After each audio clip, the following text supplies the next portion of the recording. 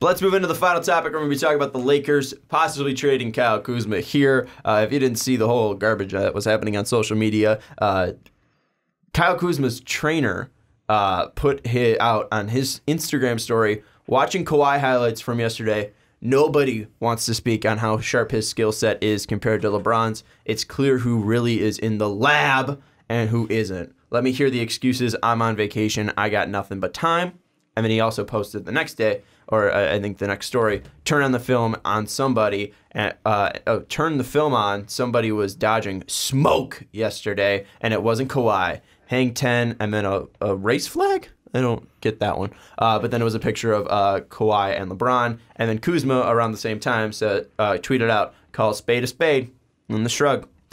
So, seems like Kuz maybe just be weirdly subtweeting at the same time, but it seems like those two are lining up, that Kyle Kuzma's trainer is calling out LeBron James, and then Kuzma's like, yep, look at that. Look what happened. Yeah. Kuzma had a nice first quarter in the Clipper game on Christmas morning, or Christmas night. I don't know when time happens. But outside of that, Kuzma's been pretty disappointing for this Laker team, if I could say that. So let's talk about him possibly getting moved. He was a guy that came out of nowhere in that 2017 Laker team, was the 27th pick. Really fell a lot under our radars. We covered that draft, and I really don't remember talking much about Kuzma. And then the pick was made, and we were just I don't think we talked much about it. And then he came out right away, off the gates, scoring 16 points per game. Looked like he was better than Ingram and Lonzo Ball on that time. And then he came back the next year and scored 18 a game. And then, you were the one that mentioned him. I remember you mentioned his name once. Yeah, his 3-point percentage dropped off a little bit, but his 3-point percentage has gone back up this year.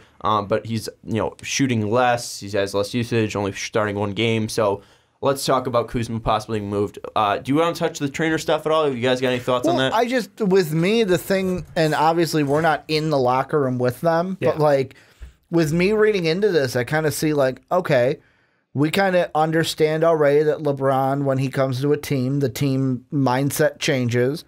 And we've already made the jokes about Le Coach, Le GM, LeBron, to where I find this to where it's like, hey, you know what? Kuzma ain't going to take it. Kuzma's going to sit there and go, hey, man, I'm going to call it like I sees it kind of a thing.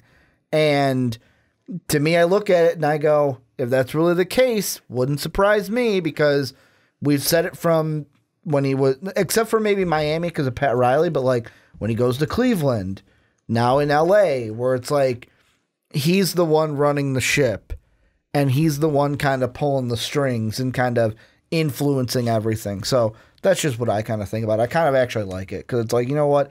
Call out the top sometimes because you got to keep them in check. Dave? I think he should watch his words. Mm-hmm. I'm sorry. You have no credit to criticize greatness, and that's, you know what? You can comment behind closed doors, you can talk about it, but I feel like Twitter is just like, you're just poking with a stick, and maybe he just sees the writing on the walls. Mm-hmm. Maybe he knows the fact that he's been floated out there in rumors as he's the odd guy out. He's the guy who doesn't play defense. Maybe he doesn't like playing on the team, and maybe it's like, maybe he sees the fact that everybody else, grass is greener post trade for everybody else. Bingo. He's like, man, maybe I wish I could get out of here too. And like you said with in the Russ topic about the Rockets, of like, if to Kyle Kuzma, if it's like, hey, I can be like I am right now and possibly get a ring, or I can be like Brandon Ingram and be balling out somewhere but not get a ring. Yeah. Like, maybe more important to him is, hey, I just want to be happy and ball out somewhere. Yeah, I think that might be the thing at this point in his career. That's where his mind's at. Mm-hmm. And, he feels like he's being unjustly blamed for the couple losses that the Lakers have, and he sees, LeBron James, who choked in some pretty clutch moments and turnover happy at times. And I think, too, like the fact that LeBron wasn't hitting a shot early in that game, and really throughout the whole game on Christmas. He missed like 10 threes. Christmas night. Yeah. And he had then Kuzma 8 was points going into the fourth quarter or third quarter. I think that probably plays a lot into it. But also, like, Kuzma, you're nowhere near the talent level that LeBron is. Like, get the fuck out of here. Like I think it's so fucking bullshit. Because like, what are you doing? Like, what are you gaining out of this? You get to move to LA and then you get to go fucking play in. I don't want to bash any team, so you get to go play in Vancouver because Vancouver is typically a bad team. You get to go and play Vancouver and score 20 a night, and everyone's like, wow, he could be really something special. He could be someone who championship contender could really look at. Like I just look at him as some guy that would just waste away and just not actually have an important career and just be a guy that like puts up stats. He reminds me of early Rudy Gay. Yeah, OJ Mayo.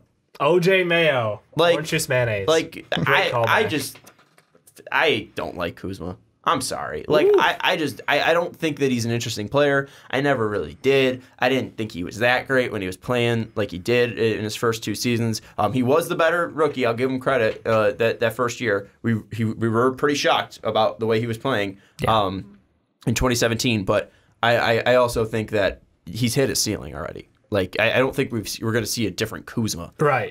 He's not going to reinvent his game. Yeah, Kuzma's not going to be this like ball handling 6'9" guy. He's just gonna be a chucker. Yep. So I don't know. I think it's fucking cheap from Kuzma, and I think you can't really call out a guy like LeBron like that because the guy's clearly worked his ass off and has won 3 championships and you've done nothing in your career. However, though, bringing up that Christmas Day game is pretty important because, like, I even said to Dave, we were playing WoW, and I mentioned this to him of like watching the Clippers play the Lakers, and I know regular season people say let's see it when it's actually the playoffs, but I kind of have a mindset, like a weary feeling that's like, we're all going to want Clippers-Lakers. Like, oh, give me Clippers-Lakers. And we're going to get it. Semifinals, conference finals, one of the two.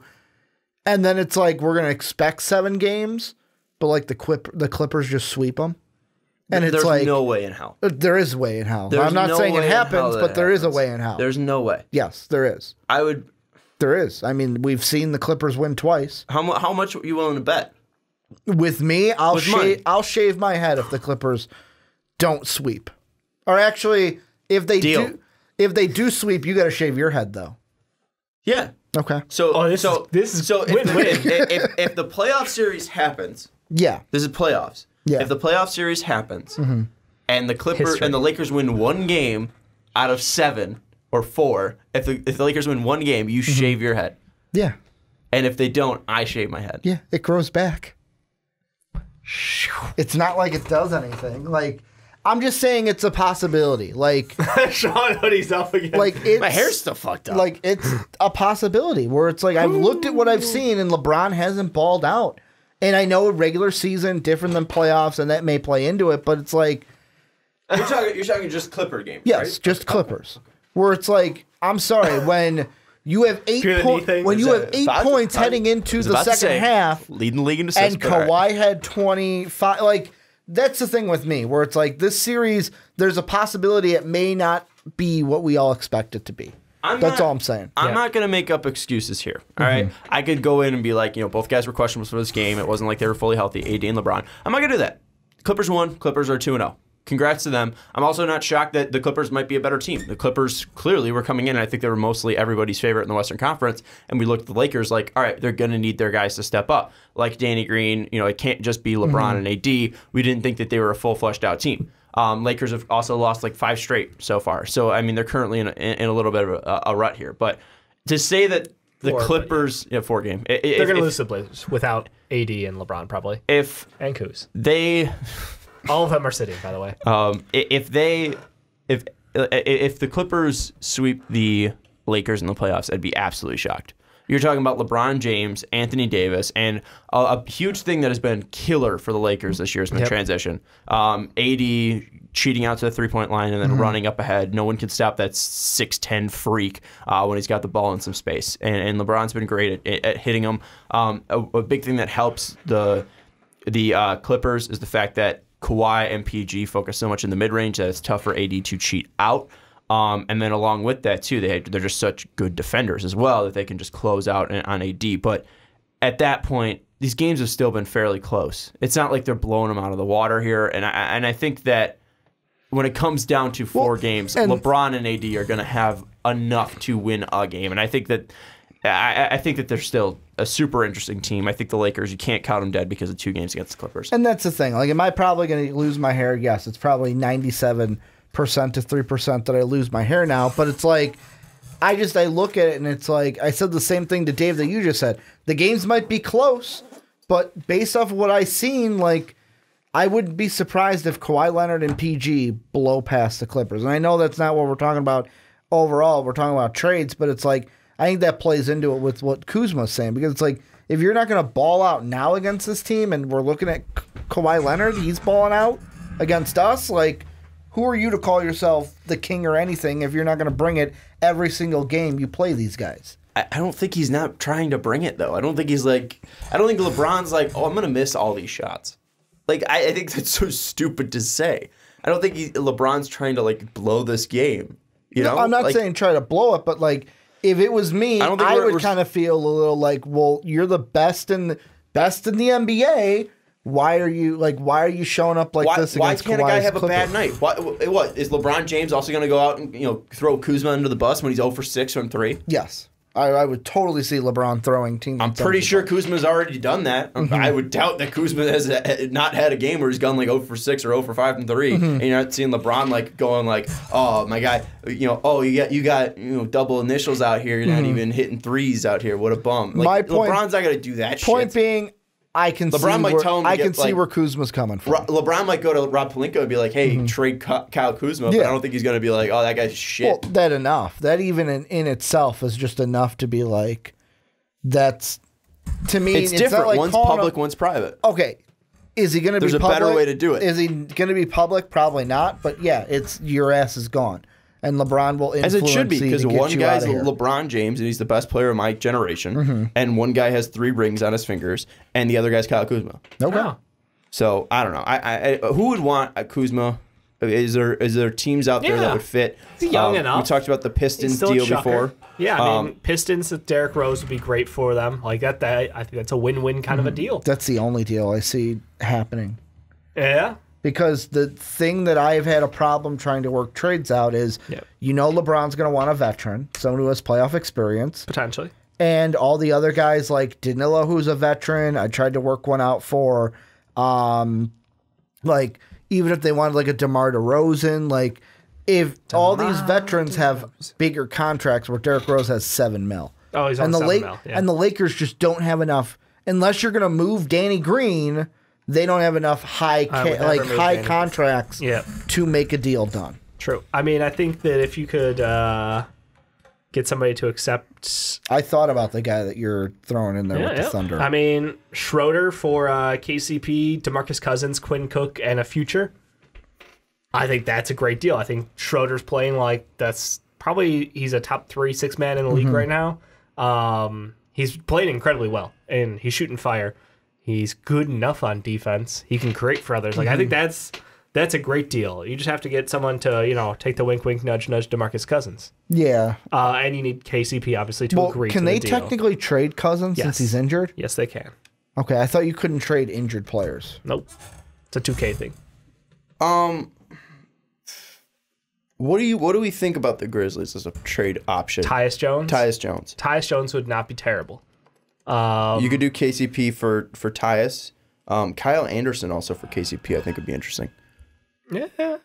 I don't know. I think KCP's got the chance of being a 3-and-D player. Like any given night, he can hit shots.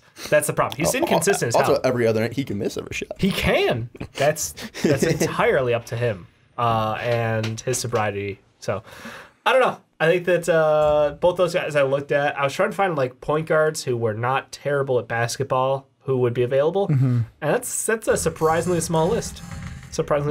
Of guys who are available.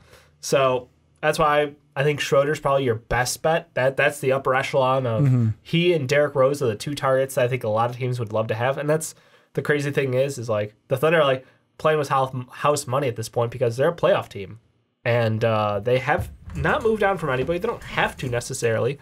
They can just go into the playoffs with this team as is, which hilarious because they just have like 18,000 draft picks, but and Chris Paul's still under contract. So I don't know. They're in a weird situation where if they do want to go fire sale, they absolutely can. They can move on from Danilo. They could move on from Chris Paul, Steven Adams, and Schroeder, and completely just own an entire draft. But like that's their decision to make, and I kind of leave it up to them because as far as having a GM is concerned, he's not a bad one to pick draft picks. No, Sam Presti's got a pretty good track record.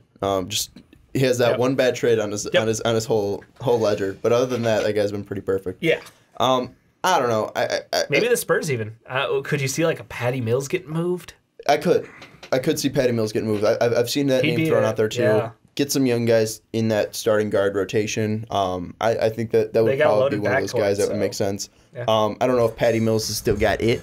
But still, I think he's an interesting name just because he is a veteran, and we've seen him ball out with Australia before. Yeah. Recently too. I mean, he was pretty good when they won the what was that, FIBA? Mm-hmm. FIBA. Yeah, when they won FIBA, he was pretty good in that, and I think Popovich even said so. Like he kind of hates Patty Mills after the game or something like that because he played so well against the USA team. So I think Patty Mills would be an interesting guy to throw out there, but it would pretty much be a wing for a guard. Is what we'd be throwing out there. Yeah. How much is Kuz making right now? Like it's got to be like $1 million. 1.7. Yeah. I don't know. When you're throwing shots at your guy with 1.7 million, a guy that has made 600 million in the past decade. He ain't my boy. I'm just saying I could see where he's coming from. I could see his point of view. I think he's a bum. Anyways, let us know your thoughts down in the comments below. It's just tough to move him and include him in deals, too, just because he's making so little, because he's still on his rookie deal. But let us know what you think of the Lakers down in the comments below, and the Kuzma stuff also down in the comments below. Do you think he'll be traded? It's just difficult because what are you going to get for him? So it might be a Kuzma plus something else to get something else. Oh, by the way, the Thunder deal had Kuzma, and I just didn't read off his name for whatever reason. I just assumed he was in there. Also, since this is the end of the podcast, right? It is. The whole thing. This is the last time we're not doing a live podcast, boys. The last time we're not live. Shout out. Check us out on twitch.tv/mostofouttpodcast. We'll be live. We haven't knocked down the date yet. Or the time yet. I don't have my schedule yet. So we'll have to do that. But we will be live, twitch.tv/mostofouttpodcast. So go follow us over there, subscribe over there, and make sure you hit notifications as well so you can be watching it live for our what's it called? Initial embarkment into the void. New year, new us, right? There you go. We're going to the gym now. I know it was a joke, but I kind of still want to punch you. You should. They did the head nod. New year, new us. They did the head bob and everything. Anyways, let us know what you think of Kuzma down in the comments below. We appreciate you listening, watching, and helping us out over 2019. We've had it's been a pretty interesting year. We've had a lot of ups and downs, a lot of changes, some people moving. But thing that stayed the same is us three. And I love you guys, and you guys are awesome too. Everyone who watches and listens and supports us, check us out on patreon.com/mostofouttpodcast. We appreciate all your support. Happy holidays as well. And for Dave Oster, for Ricky Widmer, I'm Sean Anderson. We'll see you next time.